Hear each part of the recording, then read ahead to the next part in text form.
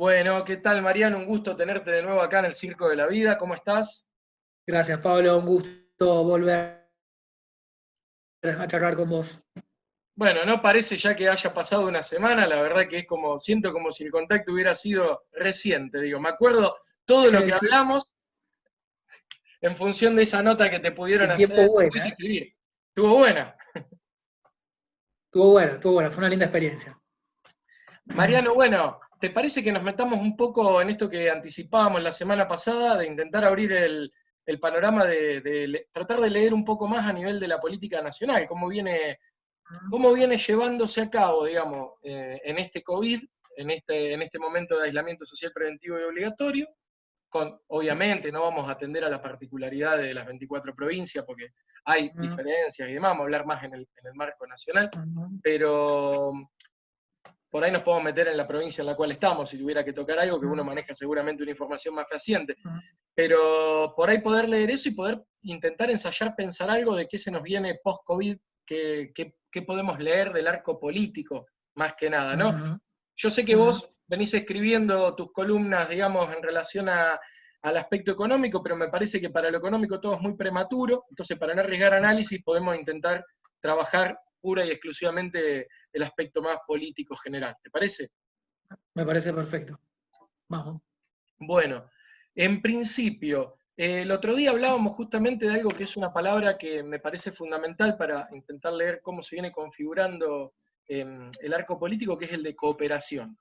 ¿Desde dónde podemos pensar esto de la cooperación para que, ahora que lo podemos extender un poco más, para que la gente entienda a qué se apunta cuando uno lee o registra esto de decir de que hoy más o menos los distintos sectores se están manejando de una manera cooperativa? Bueno, me parece que la cooperación es prácticamente, en este momento, expresa casi un instinto de supervivencia de los gobernantes. O sea, la necesidad de coordinar acciones ante un desafío muy grande y hasta que inclusive pone en cuestión la misma capacidad de la política en sentido amplio, que es digamos, la capacidad de dar respuesta ante desafíos, amenazas del entorno, digo, y cómo generar a partir de eso decisiones que apuntan a la cohesión social, digamos, a garantizar nada, en este caso la vida y la salud de los habitantes de un determinado territorio. Entonces, parece que en este caso la cooperación es fundamental, ningún gobierno tiene por sí solo la capacidad de dar respuesta a esto, entonces es lógico, esperable, racional que los gobernantes cooperen. No necesariamente es natural que haya sido así, digo, podría no haber sido así. Digo, justo la pandemia llega en este momento al país y a la provincia con gobernantes más bien moderados, que tienden a moverse hacia el centro del espectro ideológico, no son gobernantes radicalizados, digo, empalma esto justo con un momento de mutación, de transformación de los liderazgos políticos en Argentina y los liderazgos más polarizantes, que agriedan el debate público, que son Macri, Cristina, que son los grandes protagonistas de la vida política de los últimos 10 años en el país, están en un segundo plano, con lugares diferentes los dos, obviamente Cristina es la vicepresidencia y Macri directamente desde el llano, y un poco los que están en el centro de la escena son gobernantes que, como decíamos, apuntan más hacia la moderación, digo, tipos de gestión, tipos más pragmáticos que ideológicos, y eso favorece el entendimiento. Digo, yo hoy pensaba, bueno, para pensar esto de que no necesariamente tendría que haber sido así. Digo, nosotros tuvimos con otro tema, de una escala menor, lo que fue, ¿te acordás el tema del parque indoamericano, cuando estalló esa crisis en Capital? Y los gobernantes eran Cristina en la Nación y Macri en la ciudad, y no hubo cooperación. No. La verdad que la resolución de ese conflicto fue bastante pobre, más bien de competencia, hubo una escenificación de un acuerdo, había un compromiso mutuo de que iban a construir viviendas una cada uno, y eso la verdad que no pasó de la foto, no pasó del anuncio. Y ahí tenemos un ejemplo de qué pasa cuando hay liderazgos más polarizantes, eh, cómo se dificulta llegar a acuerdos para avanzar en la resolución de los problemas, ¿no? Tal cual, vos sabés que yo el otro día veía la foto, veía la foto del otro día cuando anunciaron la extensión nuevamente hasta el 7, y uno veía a Kicillof,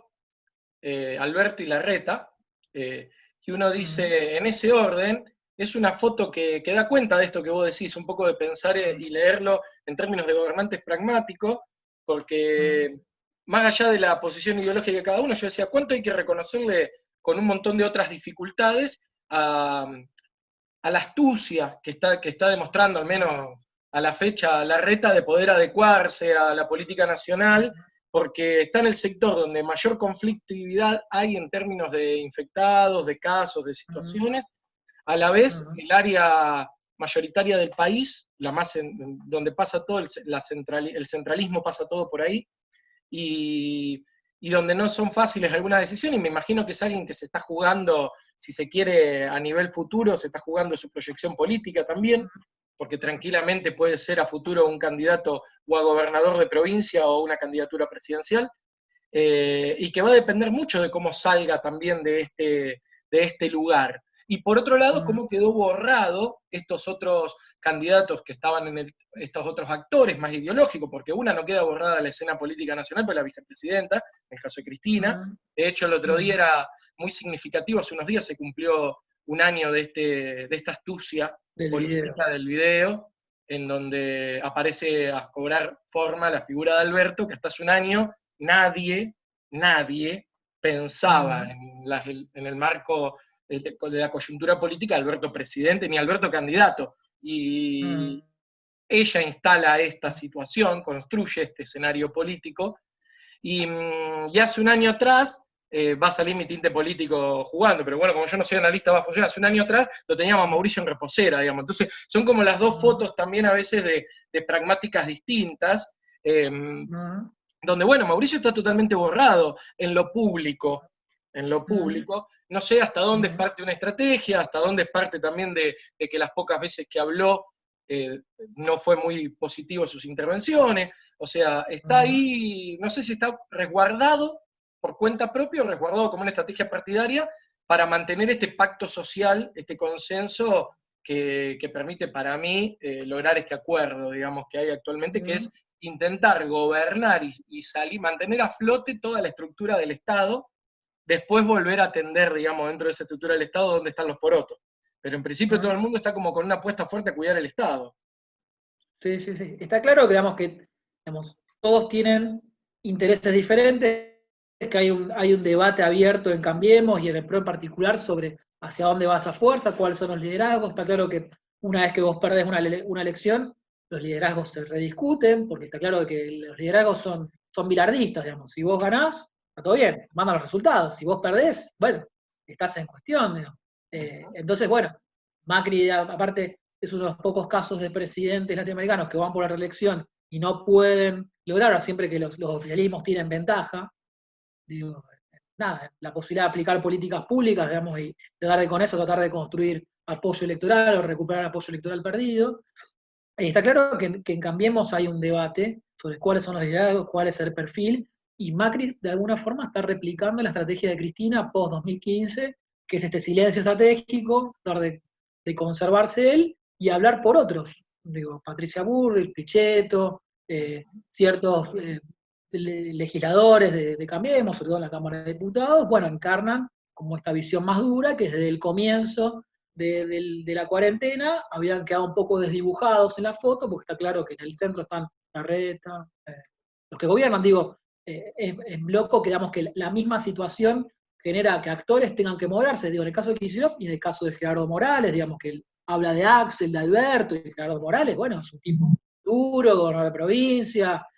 tipo polémico en algunos terrenos, digo, y bueno, hay como una especie de cofradía de los que gobiernan y los que no gobiernan, es lógico que tengan posiciones más duras, y bueno, ese sector de Cambiemos, desde el comienzo está intentando como encontrar un eje que pegue. Fue la cantidad de testeos, después fue, el costo de la política, después fue, bueno, la estrategia sanitaria, después es salud, economía, bueno, ese sector está como de la liberación de los presos, como ese sector está tratando de encontrar un eje con el cual, digamos, intervenir en el debate público y aparecer un poco en la foto. Le está costando, sobre todo porque hasta ahora la estrategia sanitaria es eficaz, más allá del repunte de casos, la situación es muy diferente a la de Brasil, a la de Estados Unidos. Entonces, bueno, esos sectores, los halcones, tienen dificultades para aparecer en el debate público. En el caso del oficialismo, bueno, se han visto en las últimas semanas ciertos movimientos, ciertos casilleros que se ocupan en las administraciones, pero bueno, no hay margen como para impugnar la estrategia de los gobiernos, ¿no?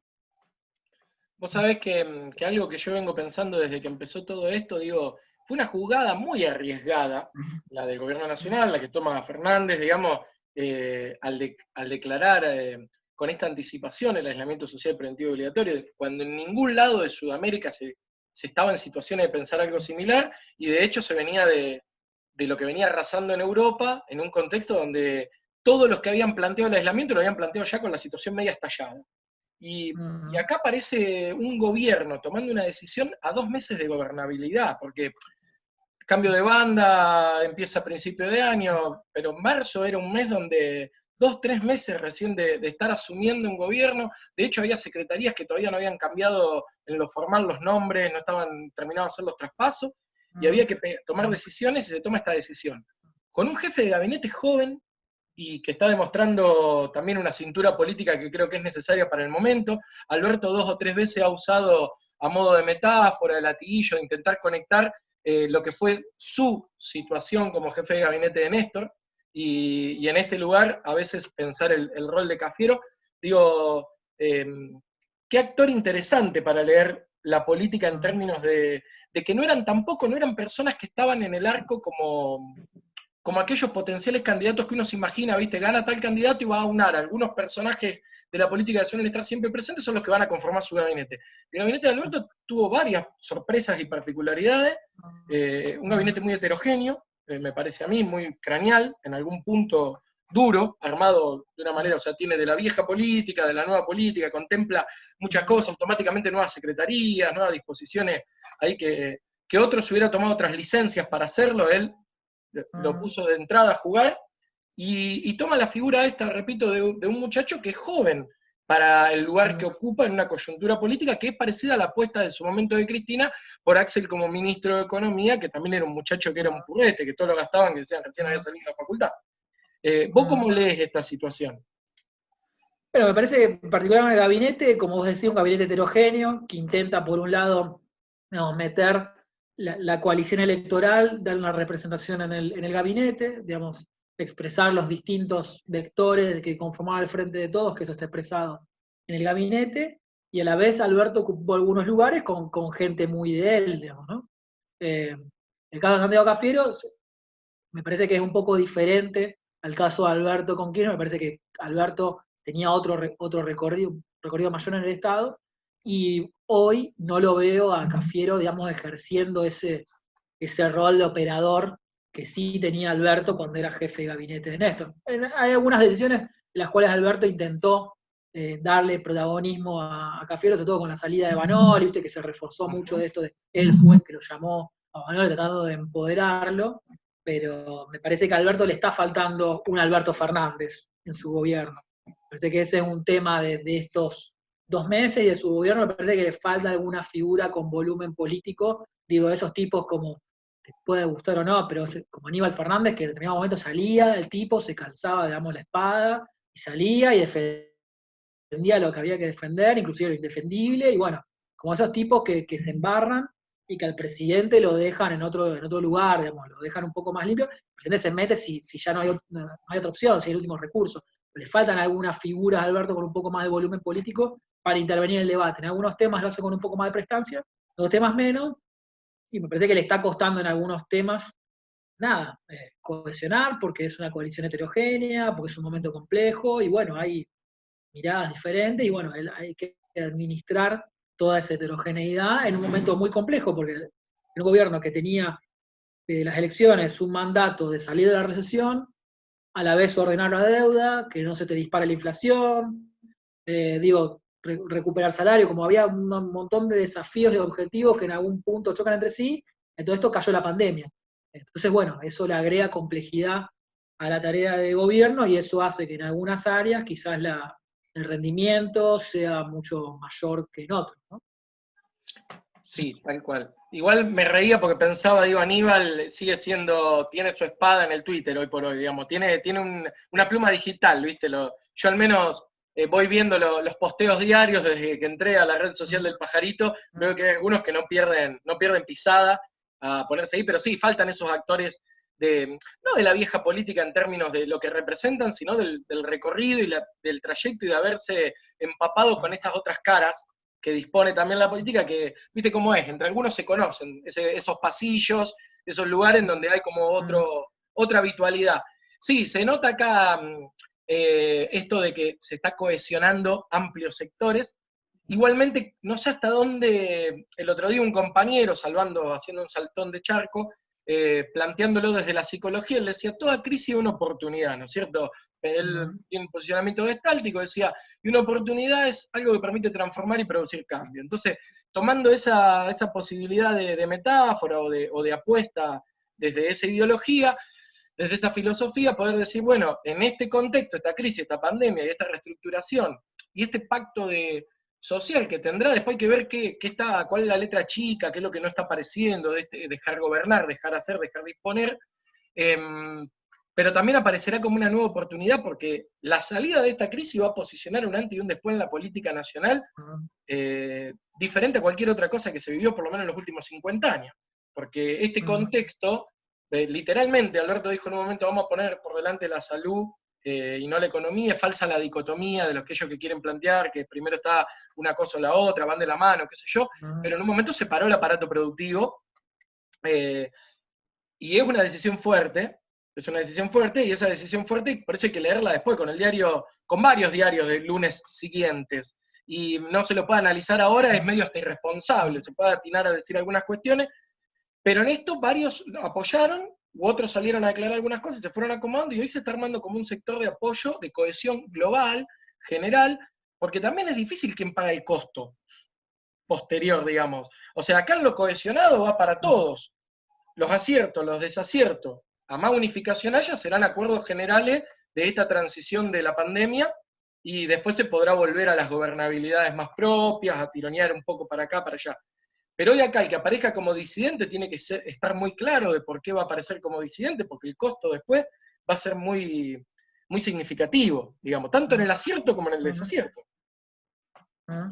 Sí, es interesante lo que vos mencionabas sobre los costos del post-pandemia, sobre todo porque de esto le va a pasar a todos los países del mundo, no solamente a Argentina, van a salir con una crisis muy fuerte. Bueno, y habrá un debate sobre, bueno,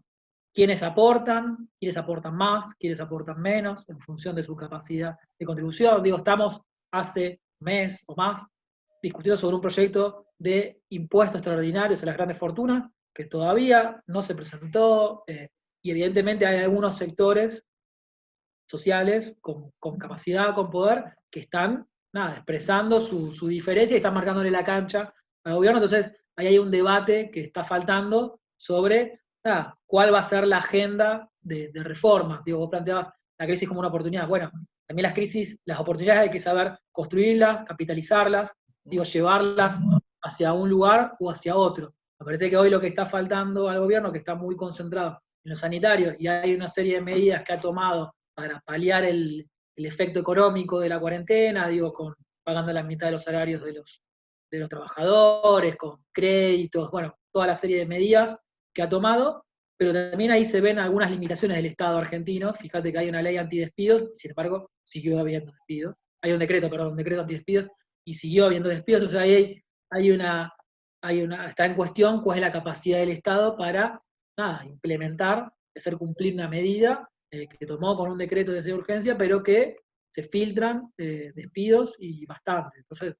bueno, hay todo un debate de cuál va a ser la agenda de reformas con la cual el gobierno va a salir de esto. Digo, los dos grandes proyectos peronistas desde la restauración de la democracia lo tuvieron. El menemismo lo tuvo y el kirchnerismo lo tuvo en un sentido diferente. Bueno, Alberto Fernández, ¿qué agenda de reformas tiene? Digo, porque él se autodefine como un reformista, y yo en algún momento decía, los reformistas, digo, enseñan la historia, enseñan las ciencias sociales, son los que la tienen más difícil, porque por un lado están los actores que reclaman, digamos, que exigen que se conserve el status quo, y están los que te demandan los cambios más radicales. Bueno, los reformistas tienen que surfear entre esas dos presiones, esas dos corrientes, ¿no? Bueno, esa es una de las grandes incógnitas de este momento y de cómo va a ser el post-pandemia.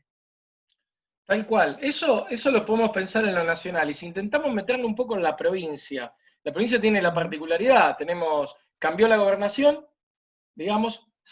podríamos decir que, entre líneas, que se mantuvo la intendencia, a pesar de que claramente no es la misma representación, digamos, hacia adentro del frente. Bueno, y hay un intendente que es reconocido por propios y lejanos como un tipo, como un cuadro político, que a diferencia de otros que a veces son meramente candidatos, acá está ubicado y estructurado a Hapkin como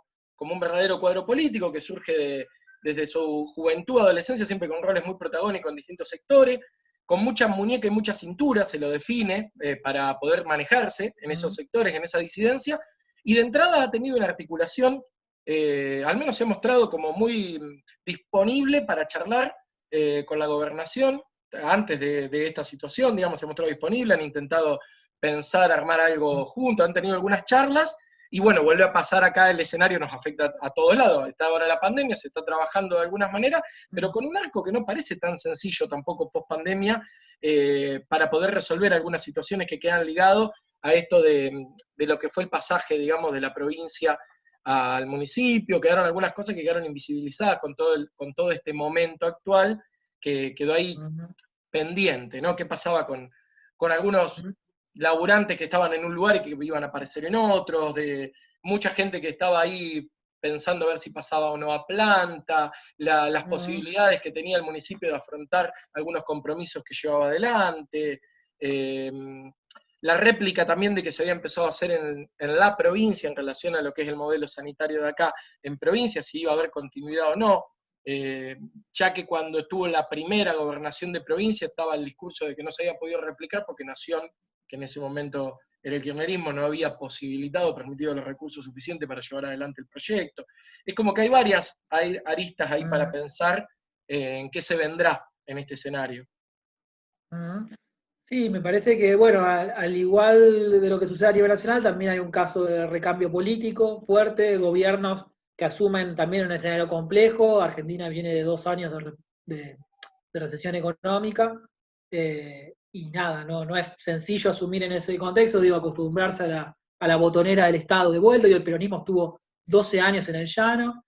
y en el caso de Hapkin, como marcás, digamos, hay como una dialéctica de continuidad y cambio, digamos, porque es el Frente Progresista, pero con una impronta de renovación. Después de 30 años de gobierno socialista, hay un gobierno de Frente Progresista, pero que no es un socialista, es alguien, como él dice, que hizo las inferiores en el radicalismo y que después, para jugar en primera, jugó en otros espacios. Me parece que en los dos casos hay eso, gobiernos que cuando estaban intentando asentarse y con ciertas dificultades para arrancar, les cae también la pandemia sobre la cabeza, y también tienen que poder dar respuesta rápida a eso con dificultades, pero de vuelta, tratando de compensar dificultades más estructurales con cooperación política. Digo, se vio mucho esto de mostrarse juntos, de coordinar acciones, los centros de aislamiento, mostrar mucho alineamiento entre los dos a la hora de tomar medidas.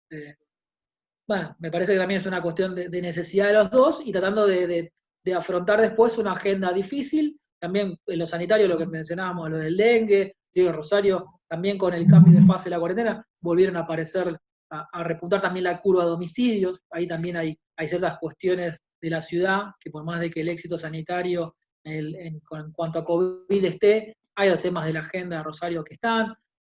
Y nada, Rosario tiene la particularidad de que es una ciudad que no es capital de provincia, que no tiene ese colchón de empleo público. Las crisis pegan más, también pegan más los rebotes económicos, y acordémonos lo que fue a partir del 2003 todo el boom de la construcción. Digo, cuando se reactiva la economía, eso Rosario pega más, pero también las crisis pegan más. Entonces hay que seguir con mucho detenimiento lo que pasa en Rosario, y que es una ciudad clave para la gobernabilidad de la provincia. Entonces, ya desde el día 1, esa relación entre Hapkin y Perotti es una relación de mutua conveniencia, porque, pero Hapkin asume con finanzas públicas en un rojo bastante fuerte, con un déficit fuerte. Entonces necesita tener una buena relación con el gobierno provincial, y el gobierno provincial necesita que Rosario no estalle. Entonces es una cuestión lógica que los dos cooperen de vuelta, como sucede a nivel nacional y en la ciudad y en la provincia. Dirigentes, bueno, en el caso de la provincia de Buenos Aires es un poco diferente. Kicillof tuvo que actuar como pragmático, no es un pragmático per se o de origen, pero bueno, el caso con dirigentes con perfiles similares, digo, el caso de Hapkin y de Perotti, tipos que vienen de la política, son políticos profesionales, no son outsiders, no son tipos que vienen del mundo del espectáculo y que caen como con paracaídas a un puesto de responsabilidad, sino que son tipos que vienen de 30 años de participar de distintos roles y de distintas experiencias en la política. Entonces, bueno, me parece que lo central va por ahí, gobiernos que están intentando consolidarse, que les cae esto por la cabeza y que, bueno, con muchos desafíos para lo que viene, ¿no? Tal cual, tal cual. Yo de hecho pensaba que acá en Rosario, vos en la nota cuando hablábamos el otro día en Le Monde, identificabas por la propuesta sanitaria la cantidad de centros de salud que hay en la ciudad, y yo automáticamente pensaba, saliéndome un poco únicamente de lo que era el arco de salud y pensándolo en las articulaciones que posibilitan esos centros de salud, como fueron distribuidos y pensados acá en la ciudad, desde aquel primer plan, el Rosario Hábitat en adelante, cómo fueron tomando otros nombres los planes, pero en algún punto cómo fueron urbanizándose y generándose centros estratégicos en todos los barrios de la periferia de la ciudad, o en gran parte de la periferia de la ciudad, ciertas articulaciones, es para pensar también cómo se fue ensayando la política post-2001 que fue tomando Rosario, digamos, porque Rosario fue configurando desde afuera hacia adentro ciertas experiencias que después fueron tomándose desde lo público y volviéndose casi parte de la agenda. Por tomar un ejemplo, la gran mayoría de las huertas orgánicas, agroecológicas que existen hoy en la ciudad, eran asentamientos montados y desarrollados por organizaciones piqueteras, por organizaciones de trabajadores desocupados, que luego de recuperar esos espacios, de organizarlos, de sistematizarlos, generar prácticas, después la municipalidad fue como dando forma, reconociendo los espacios, habituando, generando algunos programas y reapropiando esos proyectos también como para dar otros desarrollos. Por nombrar uno de las cosas que podemos pensar, imaginarnos, y hoy tenemos enfrente a la terminal el mercado del patio, que cuando no estemos más en aislamiento, uno se cruza y puede comprar ahí lo que viene de Molino Blanco, por ejemplo. Entonces demuestran en algún punto esas grandes gestiones que ha logrado en su momento el socialismo como posibilidad de articular, como obviamente siempre con pendientes en cada territorio, como vos bien decías, el crimen, el índice de muertes que hay por situaciones violentas que pasan en la ciudad, el problema del narcotráfico que no es propio solamente de la ciudad de Rosario, digamos, un montón de situaciones que son complejas, pero que no son complejas para una ciudad, que son complejas para la política internacional en general, inclusive, pero como que tiene condiciones logradas que a lo mejor no están en otros territorios, que es lo que hoy pasa con lo que uno puede pensar en la foto, esto que hablábamos al principio de la nota, del Gran Buenos Aires, del AMBA, cuando uno mira cuáles son las cosas con las que disputa también en Cava Larreta, y te voy a decir, en Capital claramente no hay nada de esto construido. Por más que todo el centralismo de la política sucede allí, no estuvo esa disposición nunca de pensar esa articulación de la ciudad sectorizada estratégicamente, con todas las dificultades que tiene de lo amplio que es Capital y el conurbano, ¿no? Pero no hubo nunca una decisión política de parte de la ciudad, del gobierno de Buenos Aires, al menos en los últimos 12 años, de pensar algo de esto.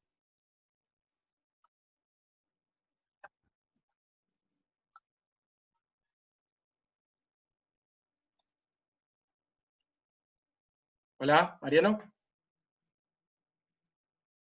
Sabes que se cortó, como que se congeló, Ahí como está. 10 segundos,